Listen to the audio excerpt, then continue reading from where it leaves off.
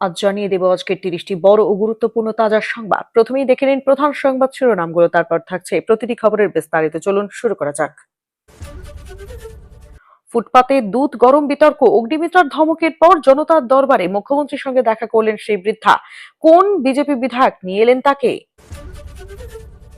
Parliament দিয়ে শুরু করলাম, এবার বিধানসভায় কল্যাণ বলছেন খেলা সবে শুরু।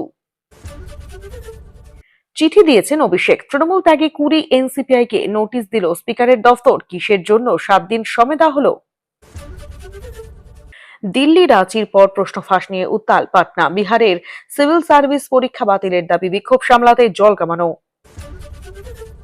বারুইপুরের বিজেপি কর্মী খুনের ঘটনায় গ্রেপ্তার পদ্মের নিলম্বিত নেতা সহ 4। পুজো কমিটির দখল ঘিরে ছড়িয়েছিল সংঘাত। তৃণমূলের 2 শিবিরকে সভায় অনুমতি দিল আদালত, জমায়েতে দেওয়া হলো এই শর্ত। নাগরিকত্বের সার্টিফিকেট দেবেন জেলা শাসকই, সিএ জট কাটাতে রাজ্যের হাতে ক্ষমতা দিল কেন্দ্র। সরকারি জমি দখল করে মায়ের নামে বৃদ্ধাশ্রম তৈরি, তৃণমূল বিধায়কের করার নির্দেশ দিল প্রশাসন। নিম্নমানের নয়া নজির, শুভেন্দুর হুমকিতে রাষ্ট্রপতি প্রধান বিচারপতির হস্তক্ষেপ চাইলেন মমতা। 31 আগস্টের পর অন্নপূর্ণা যোজনা নিয়ে বড় ঘোষণা মুখ্যমন্ত্রীর, একটা বড় সংখ্যক। বড় সুটকেস নিয়ে সোজা পৌরসভার অন্দরের চেয়ারম্যান, খোলার পর যা দেখা গেল চোখ কপালে উঠবে। জাতিভিত্তিক জনগণনার প্রশ্ন বাতিল করুক কেন্দ্র, প্রধানমন্ত্রী মোদীকে করা চিঠি খার্গে ও রাহুলের।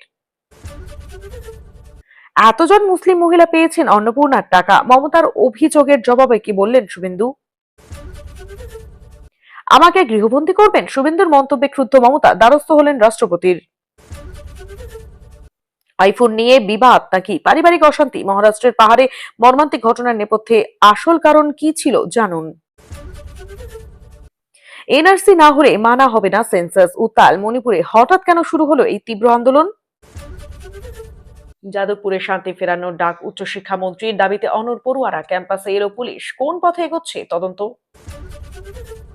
নভেম্বরেই পুরো ভোট, কলকাতা পুরসভার নির্বাচনের প্রস্তুতি, গেরুয়া শিবিরের বিধায়কদের নিয়ে বৈঠকে রাজ্য বিজেপি। নাটক করলেই এফআইআর দায়ের, বিজেপি নেতার মাথায় চাটি মেরে হুঁশিয়ারি পুলিশ অফিসারের। যাদবপুরের বয়েজ হস্টেল চত্বরে দেশবিরোধী দেওয়াল লিখন, ভিডিও প্রকাশ মুখ্যমন্ত্রীর, বিশ্ববিদ্যালয় কর্তৃপক্ষকে পদক্ষেপের নির্দেশ। বিরাট খুশির খবর, বার্ধক্য বিধবা ভাতা এবার থেকে 2000 টাকা আবেদন করতে হবে নতুন করে, জানুন বিস্তারিত। আদালতের অনুমতি ছাড়া যেতে পারবেন না বিদেশ, 3 মামলায় শর্ত সাপেক্ষে রক্ষা কবচ অভিষেকের। পুজোর আগেই বঙ্গে শিল্পের জোয়ার, হলদিয়ায় 6000 কোটির বিনিয়োগ আসছে L&Tও। অন্নপূর্ণা ভান্ডারের আন্ডার প্রসেস ক্যাটাগরির টাকা কবে থেকে ক্রেডিট হবে, সরকারি আপডেট। অগ্নি নিরাপত্তা না মানলে কড়া শাস্তি, হাওড়ার 37টি হোটেলকে নোটিশ দিয়ে সিল করার হুঁশিয়ারি দমকলের। নাম তুলতে পারলে কাটতেও পারি, অন্নপূর্ণা যোজনা নিয়ে এবার সাধারণ মানুষকে খোলাখুলি হুমকি বিজেপি নেতার। যাদবপুরে ঘুঘুর বাসা অপারেশন শুরু হয়েছে, হুঙ্কার পঞ্চায়েত মন্ত্রী দিলীপের। 972টি গ্রাম গ্রাস করে এগিয়ে আসছে ঘূর্ণিঝড় নারা, আগামী 48 ঘন্টা এই এলাকাগুলিতে চালাবে তাণ্ডব, ভারী বৃষ্টির সতর্কতা। গুয়াহাটিতে 8ম শ্রেণীর ছাত্রীকে গণধর্ষণের অভিযোগ, 5 অভিযুক্তকে আটক করল পুলিশ। ইসলামে বাধ্যতামূলক নয় হিজাব, মুসলিম পড়ুয়ার আবেদন খারিজ করে আর কি বলল হাইকোর্ট। এতক্ষণ শুনছিলেন সংবাদ শিরোনাম, এখন আসছে বিস্তারিত খবর। বিতর্কের কেন্দ্রে পার্ক স্ট্রিটের ফুটপাতে মহিলার দুধ গরমের ঘটনা। মঙ্গলবার সল্টলেকের বিজেপি দফতরে ঢুকলেন সেই মহিলা। সূত্রের খবর, বিজেপি বিধায়ক সজল ঘোষের সঙ্গে এসেছেন তিনি। জনতার দরবারে এসে মুখ্যমন্ত্রী শুভেন্দু অধিকারীর সঙ্গে দেখা করলেন পার্ক স্ট্রিটের ফুটপাতে দুধ গরম করা সেই বৃদ্ধা। প্রসঙ্গত, পার্ক স্ট্রিটের ব্যস্ত ফুটপাতের উপরে বাচ্চার দুধ জাল দিতে দেখে রাগে অগ্নিশর্মা হয়ে উঠেছিলেন পুরমন্ত্রী অগ্নিমিত্রা পাল। সেই থেকেই শুরু হয় বিতর্ক।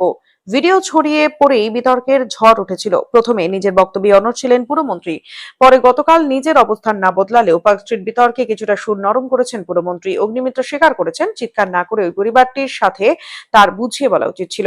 একই সাথে অবশ্যই এদিন বিরোধীদের তীব্র কটাক্ষ করেছেন পুরমন্ত্রী। তৃণমূল তো বটেই, বাম এবং কংগ্রেস শাসনকালের কথাও মনে করিয়ে দিয়েছেন পুরমন্ত্রী। একই সঙ্গে তার প্রশ্ন, বাইপাস লাগোয়া ধাপার বাসিন্দা হয়েও কেন এই পরিবারটি পার্ক স্ট্রিটের ফুটপাতে এসে কেন বাচ্চার দুধ জাল দিচ্ছে?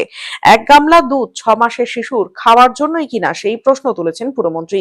সোশ্যাল মিডিয়ায় নতুন একটি ভিডিও পোস্ট করে অগ্নিমিত্রা বলেছেন, গতকাল সারাদিন বিরোধীদের অনেক কানাকাটি শুনলাম ফ্রি স্কুল স্ট্রিটের ফুটপাতে বাচ্চার দুধ গরম করা নিয়ে, কিন্তু কেউ এক বাটি দুধ নিয়ে এগিয়ে যায়নি, শুধু রাজনীতির রুটি শিখেছে। কংগ্রেসের 28 বছর, সিপিএম এর 34 বছর আর তৃণমূলের 15 বছরে যারা মানুষকে ঠকিয়েছে, অপারেশন সানশাইন করেছে, পয়সা দিয়ে ফুটপাতে হকার বসিয়েছে, সারা বাংলা জুড়ে দুর্নীতি শিখিয়েছে, আজকে তাদের থেকে আমাদের মানবিকতা শিখতে হবে না। এনসিপিআই এর 20 জন সাংসদের বিরুদ্ধে নোটিশ ইস্যু সুপ্রিম কোর্টে। তৃণমূল সাংসদ অভিষেক বন্দ্যোপাধ্যায় দায়ের করা মামলায় আজ 25 আগস্ট এই নোটিশ ইস্যু করে শীর্ষ আদালত। এরপরেই তৃণমূল সাংসদ তথা আইনজীবী কল্যাণ বন্দ্যোপাধ্যায়ের প্রতিক্রিয়া, খেলা তো সবে শুরু, দেখো না কি হয়। তৃণমূল ছেড়ে এনসিপিআই তে যোগ দেওয়ার পরই 20 জন সাংসদের বিরুদ্ধে দলত্যাগ বিরোধী আইনে অভিযোগ আনেন অভিষেক তথা তৃণমূল কংগ্রেস। লোকসভার স্পিকারের বিরুদ্ধে নিষ্ক্রিয়তার অভিযোগ আনেন অভিষেক। আজ সুপ্রিম কোর্টে এই মামলার শুনানিতে প্রধান বিচারপতি জানান যে লোকসভার স্পিকারের বক্তব্য না শুনে কোনো সিদ্ধান্ত নেওয়া হবে না। তবে এনসিপিআই এর 20 জন সাংসদের নামে নোটিশ ইস্যু করা হয়েছে। কি বললেন কল্যাণ?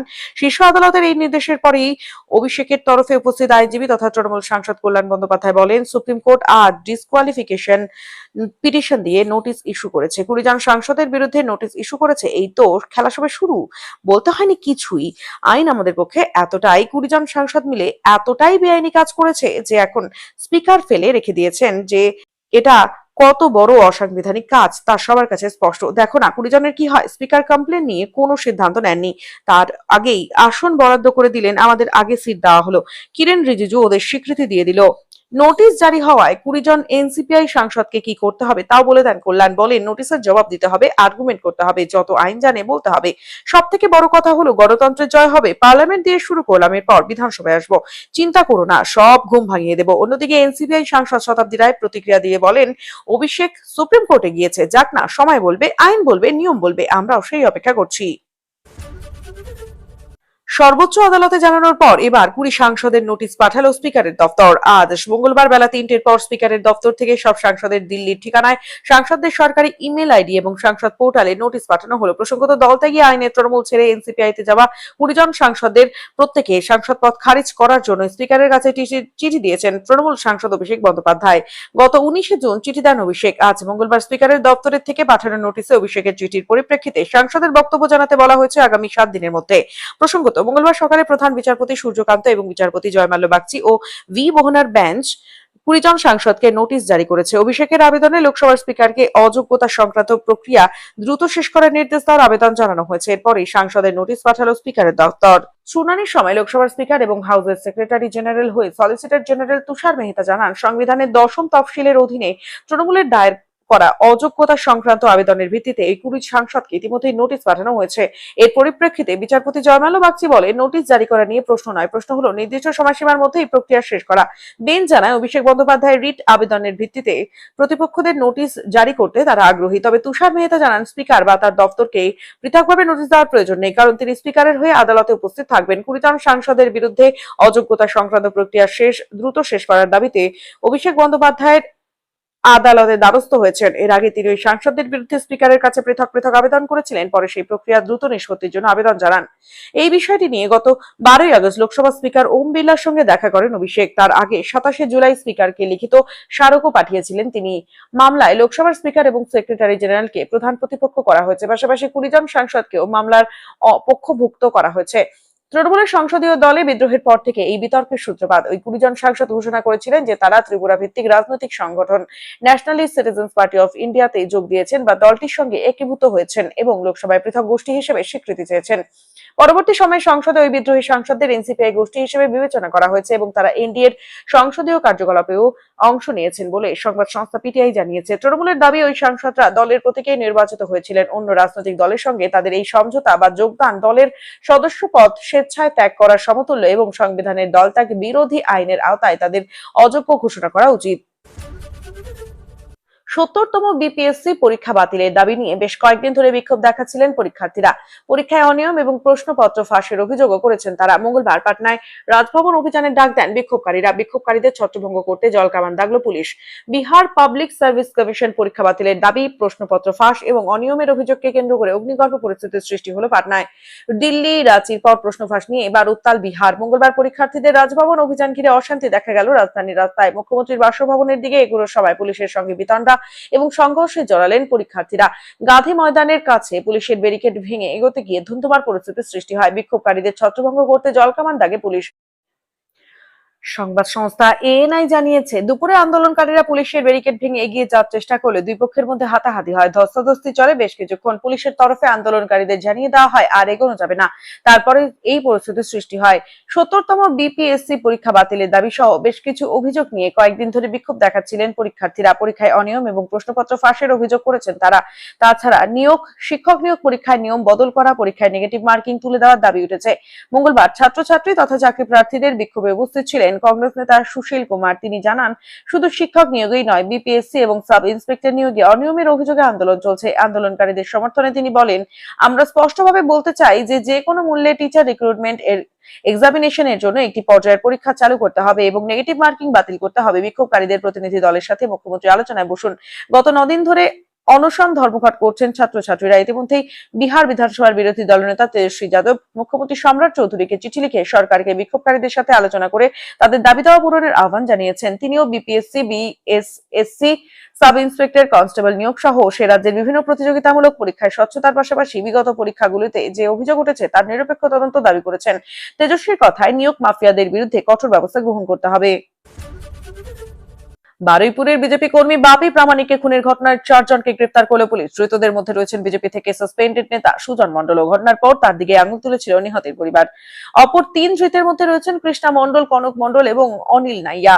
গত রবিবার রাতে খুন হন দক্ষিণ 24 পরগনার বারুইপুরের বিজেপি কর্মী বাপি। স্থানীয় সূত্রে খবর, বারুইপুরের উত্তর ট্যাঙ্গার এরিয়ার একটি দুর্গাপুজো কমিটির নিয়ন্ত্রণ তাদের কাদের হাতে থাকবে রবিবার তা নিয়ে গোলমাল বেঁধেছিল এলাকায়। গ্রামের 2 গোষ্ঠীর মধ্যে মারপিটও হয়েছিল। ওই রাতে খুন হন বাপি।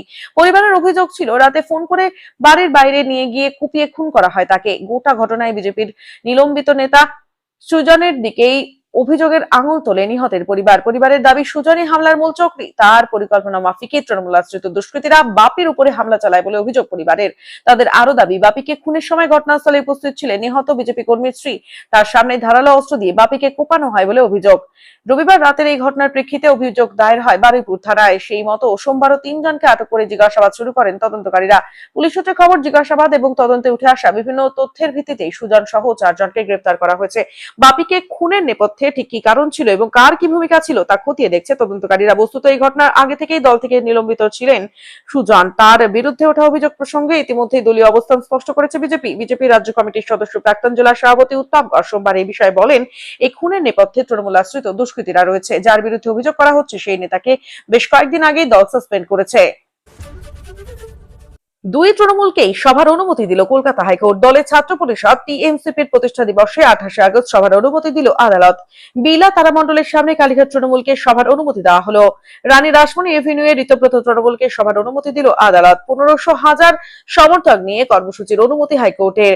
দুপুর 12টা থেকে 3টে পর্যন্ত সভার অনুমতি। 2 রাস্তারই একদিক খোলা রেখে সভার অনুমতি দেওয়া হলো। 28 আগস্ট অর্থাৎ শুক্রবার তৃণমূল ছাত্র পরিষদের প্রতিষ্ঠা দিবস। এই নিয়ে আদালতের দ্বারস্থ হয় তৃণমূলের 2 শিবিরকেই সভা করার অনুমতি দিল আদালত। বলা হয়েছে, কালীঘাট তৃণমূলের যে অংশ ছাত্র দিবস পালন করতে চান 21শে জুলাইয়ের মতোই বিলা তারামণ্ডলের সামনে অর্থাৎ ক্যাথিড্রাল রোডে সভা করতে অনুমতি দেওয়া হয়েছে। এভিনিউয়ে সভা করতে পারবে ঋতব্রত তৃণমূল। 2 শিবিরের সর্বাধিক 1500 সমর্থক নিয়ে সভা করতে পারবে। এদিন আদালত জানায়, মমতা বন্দ্যোপাধ্যায় সেই নিয়ে কলকাতা হাইকোর্টের বিচারপতি সৌমেন ভট্টাচার্যের এজলাসে কালীঘাট তৃণমূল শিবিরের হয়ে আবেদন করেন প্রিয়াঙ্কা অধিকারী। ওই একই জায়গায় টিএমসিপির প্রতিষ্ঠা দিবস পালন করতে চেয়ে আদালতের দ্বারস্থ হন ঋতব্রত তৃণমূল শিবিরের সুদীপ রাহাও।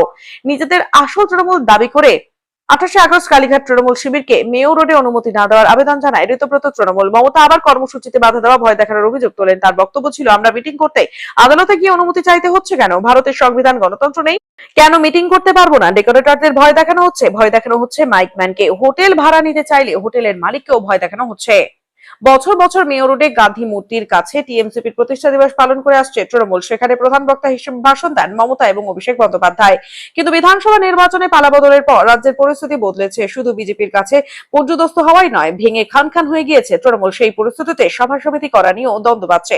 প্রতি ক্ষেত্রে প্রায় আদালতে যেতে হচ্ছে 2 শিবিরকে। সিএ বা নাগরিকত্ব সংশোধনী আইনে এবার থেকে নাগরিকত্বের সার্টিফিকেট দিতে পারবেন জেলা শাসকরাই। কেন্দ্রীয় সরকারের নির্দেশিকাতেই পশ্চিমবঙ্গ সহ সীমান্তবর্তী 6টি রাজ্যের জেলা শাসকদের এই বিশেষ ক্ষমতা দেওয়া হয়েছে। এর ফলে যে শরণার্থীরা সিএ এর অধীনে নাগরিকত্বের আবেদন জানিয়েছেন তাদের আবেদনের নিষ্পত্তির প্রক্রিয়া অনেক সহজ হলো বলে মনে করছে প্রশাসনিক মহল। জেলা শাসকদের নাগরিকত্বের সার্টিফিকেট দেওয়ার ক্ষমতা দেওয়ার জন্য এদিন কেন্দ্রীয় স্বরাষ্ট্রমন্ত্রী অমিত শাহকে ধন্যবাদ জানিয়েছেন মুখ্যমন্ত্রী শুভেন্দু অধিকারী। মূলত রাজ্যের পক্ষ থেকে এই প্রস্তাব কেন্দ্রের কাছে পাঠানো হয়েছিল। কেন্দ্রীয় সরকারের নির্দেশিকা অনুযায়ী নাগরিকত্ব সংশোধনী আইন অনুযায়ী সার্টিফিকেট নেওয়ার জন্য শুনানিও করবেন জেলা শাসকরা। ফলে গোটা প্রক্রিয়াটাই অনেকটা সহজ হলো। সিএ এর মাধ্যমে হিন্দু শরণার্থী বিশেষত মতুয়াদের নাগরিকত্ব দেওয়া বিজেপির অন্যতম প্রধান নির্বাচনী প্রতিশ্রুতি ছিল। কেন্দ্রের এই নির্দেশিকার ফলে সেই প্রতিশ্রুতি পূরণের পথ অনেকটাই বাধামুক্ত হলো। মুখ্যমন্ত্রী বারবারই দাবি করেছেন সিএ নিয়ে যে প্রতিশ্রুতি বিজেপি দিয়েছিল তা পূরণ করা হবে। রাজ্যে এসে একই কথা বলেছিলেন কেন্দ্রীয় স্বরাষ্ট্রমন্ত্রী অমিত শাহ। এদিন নবান্নে ভারত সরকারের গেজেট নোটিফিকেশন দেখিয়ে মুখ্যমন্ত্রী বলেন, কেন্দ্রীয় স্বরাষ্ট্রমন্ত্রী অমিত শাহজিকে ধন্যবাদ জানাবো যে তিনি ভারত সরকারের গেজেটের মধ্য দিয়ে সিএ এর অধীনে শুনানি এবং সার্টিফিকেটের অধিকার পশ্চিমবঙ্গ সরকারকে দিয়েছেন। 2,30,000-এর মধ্যে 23,000 আবেদনকারী সার্টিফিকেট পেয়েছেন, বাকি 2,07,000 বাকি আছে।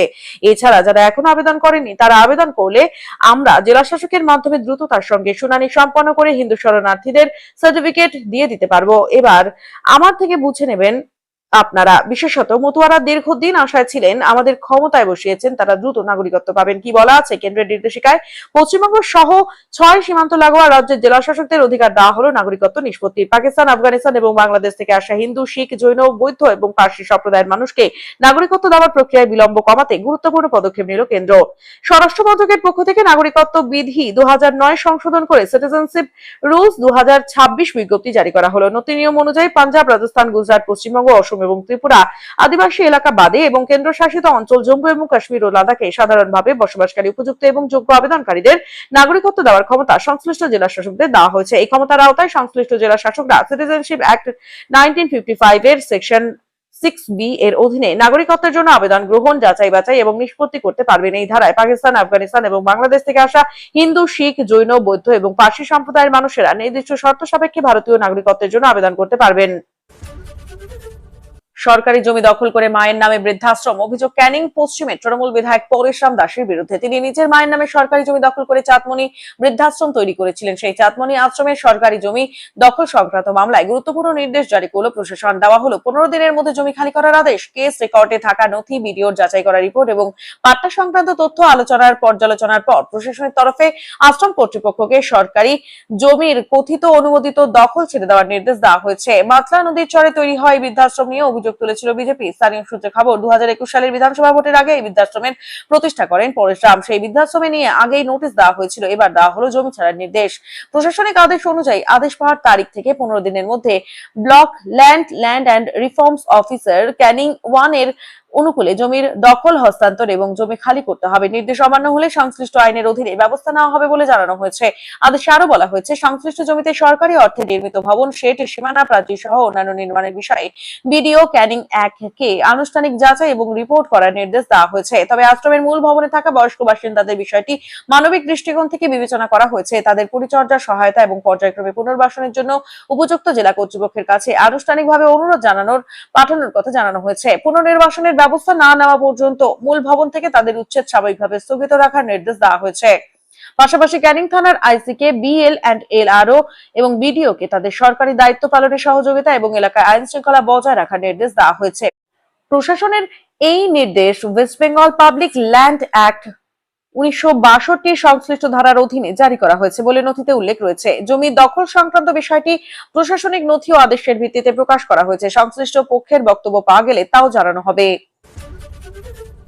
একটা বড় সংখ্যক বলেছে যে ইনি আপনাদের ঘোষিত নিয়মে পাওয়ার যোগ্য নন, কিন্তু ইনি পাচ্ছেন। অন্নপূর্ণা যোজনা নিয়ে সাংবাদিক বৈঠকে বড় বিবৃতি দিলেন মুখ্যমন্ত্রী শুভেন্দু অধিকারী। গতকাল এই প্রসঙ্গে তিনি বলেন, আমরা একটা পোর্টালও চালু করেছি অন্নপূর্ণা নিয়ে। এখন অবধি 4.5 লক্ষ অভিযোগ এসেছে, তাতে আমি ধন্যবাদ জানাবো। ইনক্লুশনের আবেদন আছে, আবার এক্সক্লুশনের জন্য লোক অভিযোগ করেছে।